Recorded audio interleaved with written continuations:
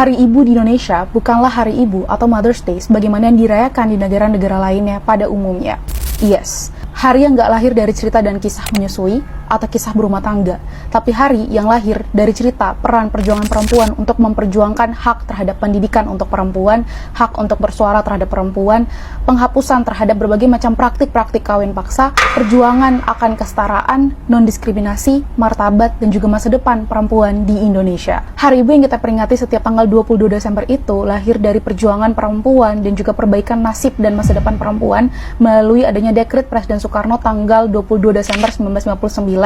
yang mengenang Kongres Perempuan pertama di Indonesia pada tanggal 22 Desember 1928. Kongres Perempuan pertama yang dilaksanakan di Yogyakarta yang kemudian mempertemukan perempuan dari berbagai macam lintas sektor untuk kemudian membahas isu pendidikan, perkawinan paksa, poligami, hingga kedudukan kesetaraan dan juga kedudukan hukum perempuan itu sendiri. Momen itu juga menjadi salah satu momentum yang sangat penting sekali untuk semakin menguatkan solidaritas antar sama perempuan dalam memperjuangkan haknya, dalam membasmi segala macam bentuk diskriminasi dan kekerasan terhadap perempuan, yang juga sejalan dengan semangat dari Hari Sumpah Pemuda. Solidaritas itu kemudian terus berlanjut hingga medio abad ke-20 ketika kemudian lahir sebuah gerakan yang bernama Gerwani, Gerakan Perempuan Progresif, yang berfokus pada perjuangan-perjuangan terhadap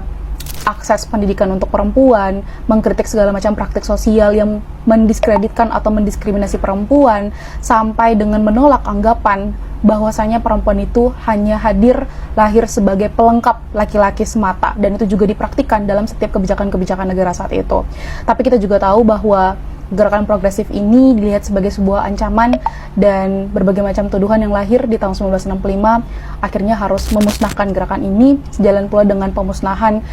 jutaan jiwa yang dibantai karena tuduhan komunis, PKI, dan lain sebagainya, dan sejalan pula disusul lahirnya kekuasaan rezim militer Orba yang cukup sangat begitu kuat. Orde Baru menempatkan perempuan dalam makna tunggal, yaitu ibu dalam artian mother. Dan kita mungkin pernah dengar yang dinamakan dengan istilah ibuisme negara yang lahir di dalam masa Orde Baru, sebuah konsep ideologi gender yang kemudian menempatkan perempuan hanya sebatas pada peran-peran domestik semata, peran perempuan hanya sebatas sumur, kasur, dan juga dapur. Berfungsi sebagai alat kontrol sosial dan juga politik negara yang kemudian memposisikan perempuan, mengidealkan perempuan, bahwa perempuan hanya sebatas sebagai pelengkap lelaki, perempuan hanya sebatas sebagai pengikut